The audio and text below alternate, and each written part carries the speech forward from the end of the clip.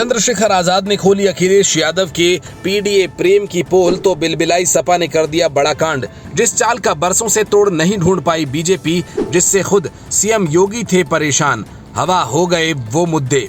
चंद्रशेखर आजाद ने सबूतों के साथ खोली पोल तो जवाब नहीं दे पाए अखिलेश यादव, मुंह छिपाकर घूम रहे सपाई। अखिलेश यादव ने जिस पीडीए के दम पर लोकसभा चुनाव में 37 सीटें हासिल की और जिस पीडीए के कंधों पर चढ़कर वो फिर से सीएम बनने का ख्वाब देख रहे हैं, चंद्रशेखर आजाद ने उसे चकनाचूर कर दिया और उनकी ऐसी हकीकत जनता के सामने ला दी जिससे दलित वोट बैंक में उनकी सेंध लगाने की चाहत हमेशा के लिए दफन हो जाएगी। लेकिन चंद्रशेखर आजाद के इस खुलासे से समाजवादी पार्टी हताश और परेशान है और अब वो सीधे नगीना सांसद पर टूटेगी। क्या हुआ है वो सब बताएंगे, लेकिन उससे पहले अखिलेश यादव का दलित प्रेम सुन लीजिए। कि हम सब लोग पीडीए परिवार के लोग और देश की 90% आबादी इस जनगणना के पक्ष में, जातीय जनगणना के पक्ष में। लोकतंत्र, डेमोक्रेसी और बाबा साहब भीमराव अम्बेडकर का संविधान हमें अधिकार देता है कि हम सवाल पूछें। अगर हम सवाल पूछते हैं तो सरकार घबरा क्यों रही है? अखिलेश यादव को सुनकर लग रहा होगा कि इनसे बड़ा दलित प्रेम इस वक्त कोई नहीं करता, लेकिन चंद्रशेखर आजाद ने जो पत्र सीएम योगी आदित्यनाथ को लिखा है उसमें लिखी हकीकत जानकर आपके सारे भ्रम दूर हो जाएंगे। चंद्रशेखर आजाद ने सीएम योगी से मांग की है कि 2012 से 17 के बीच में 78 ARO को दलित होने की वजह से नियुक्ति नहीं दी गई। उस वक्त तक यूपी के सीएम अखिलेश यादव थे। उन्होंने लिखा कि इन अभ्यर्थियों को द्वेषपूर्ण मानसिकता और दलित विरोधी होने के चलते नियुक्ति नहीं दी गई। तब से लेकर आज तक ये सभी SC ST के अभ्यर्थी दर दर की ठोकरें खा रहे हैं। इनमें से कुछ अपनी जान गंवा चुके हैं और कुछ गंभीर बीमारियों से जूझ रहे हैं। सोचिए, इन अभ्यर्थियों को चयन होने के बाद भी नियुक्ति नहीं दी गई।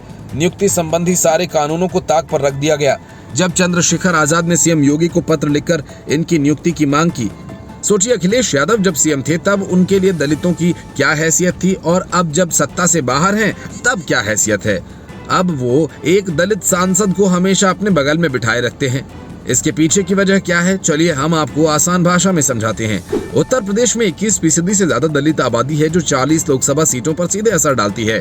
इन सीटों पर दलितों की आबादी 25% से ज्यादा है। मतलब विधानसभा चुनाव में दलित जिस तरफ, सत्ता उस तरफ। और लोकसभा चुनाव में ये बात अखिलेश यादव अच्छे से समझ चुके हैं, क्योंकि लोक नीति CSDS के आंकड़ों के मुताबिक लोकसभा चुनाव 2024 में दलित जाटवों का 24% वोट बीजेपी को मिला और सपा को 25% वोट मिला, जबकि 44% वोट BSP के हाथ लगा। लेकिन असली खेल गैर जाटव दलितों में हुआ, जिसमें उन्होंने 29% बीजेपी को वोट किया और 56% ने सपा को, जबकि BSP को केवल 15% वोट हासिल हुए। वहीं से सपा के लिए 37 सीटों की ये राह निकली और अखिलेश यादव को समझ आया कि अगड़ी जातियां छिटकी हैं तो उनकी भरपाई दलितों से की जा सकती है, क्योंकि 92% मुसलमानों ने सपा को वोट दिया और 82% यादव भी उसे मिले। यही वजह है कि अखिलेश यादव का अचानक से दलित प्रेम बहुत जाग गया और अपने दलित सांसदों के साथ सबसे ज्यादा नजर आने लगे, फिर चाहे वो अवधेश प्रसाद हो या रामजीलाल सुमन। लेकिन चंद्रशेखर आजाद ने जो लेटर बॉम्ब फोड़ा, उसके बाद अखिलेश यादव और उनकी पार्टी कैसे जवाब दे पाएंगे, ये बड़ा सवाल हो गया है। और 2027 के चुनाव से पहले बीजेपी को एक मुद्दा काउंटर करने के लिए मिल गया। साथ ही चंद्रशेखर आजाद अगर सपा के खिलाफ ही चुनाव में उतरे और आजम खान उसके साथ आ गए तो अखिलेश यादव का पूरा खेल ही बिगड़ जाएगा। चंद्रशेखर आजाद लंबे समय से इसी जुगत में लगे हैं और उनके आजम खान के परिवार के साथ संबंध बहुत अच्छे हैं। वो हर बुरे वक्त में उनके साथ खड़े भी रहे।